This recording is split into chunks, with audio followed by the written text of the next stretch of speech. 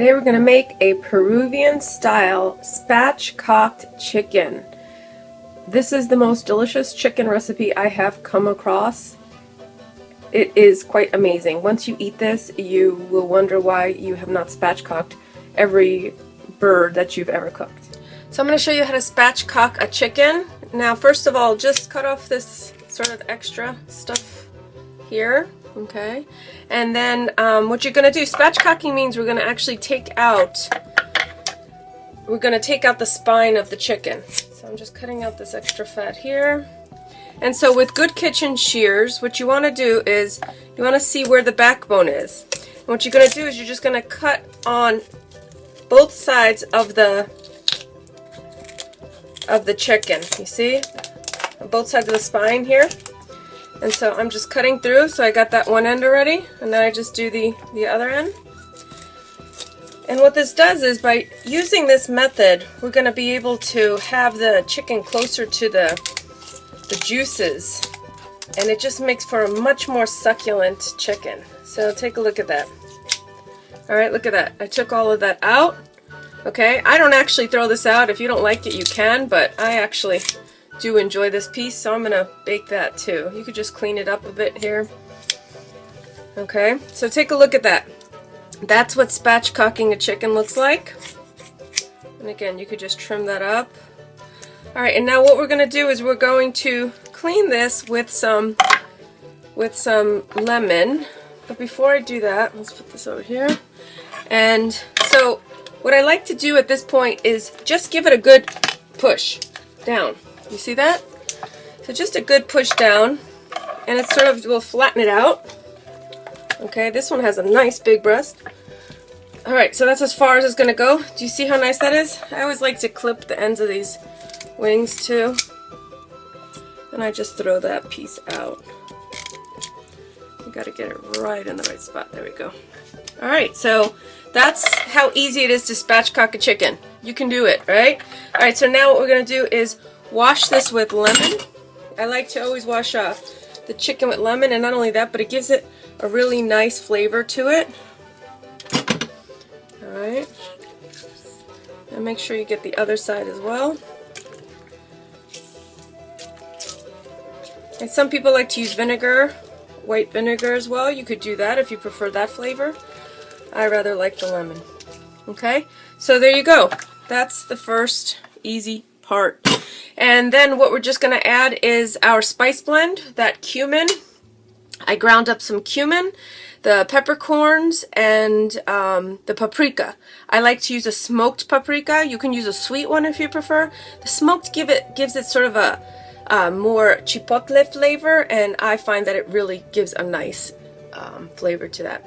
So we're going to put this onto our pan, and then we're going to add all of that yummy seasoning.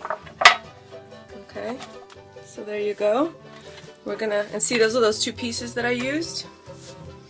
We're gonna put this seasoning onto there. And this is, if you've ever gone to a Peruvian restaurant, they're really big on spicing up their chicken and then doing like a rotisserie. I promise you this is gonna be just as good, if not better, because you know who the chef is. Great culinary adventure in your kitchen. Alright, take a look at that.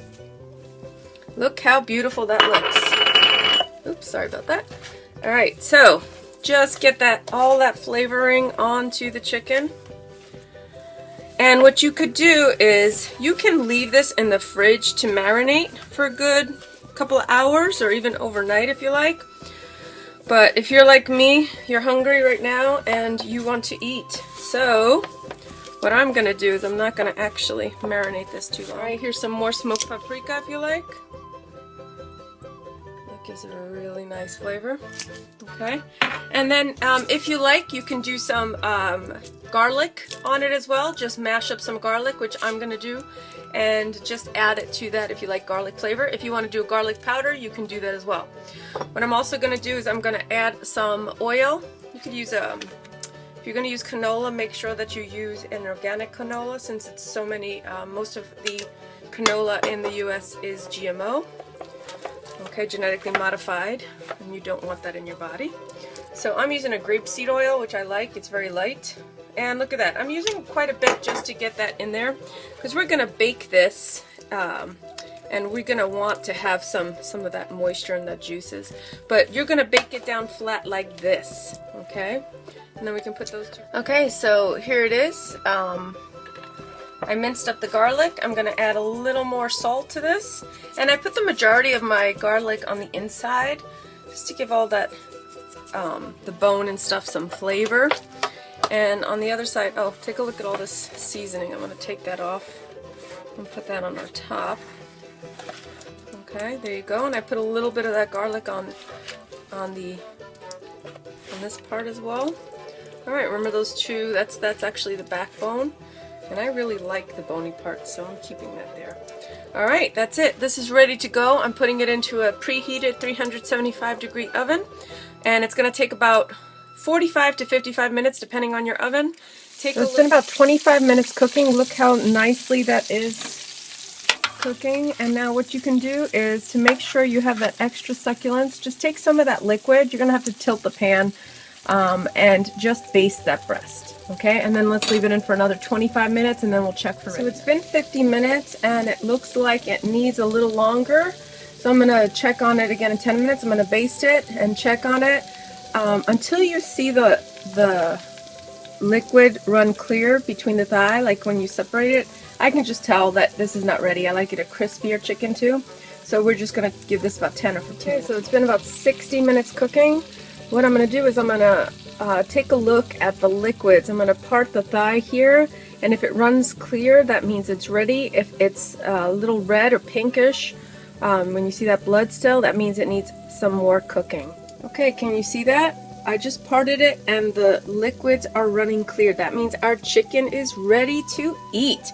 And doesn't that look delicious? Peruvian chicken, spatchcocked. You can do this at home. You saw how easy it was to have a culinary adventure in your kitchen. I'm going to serve this with some rice, some beans, a beet salad, and some dandelion greens. You could serve it with whatever you like. This is so delicious.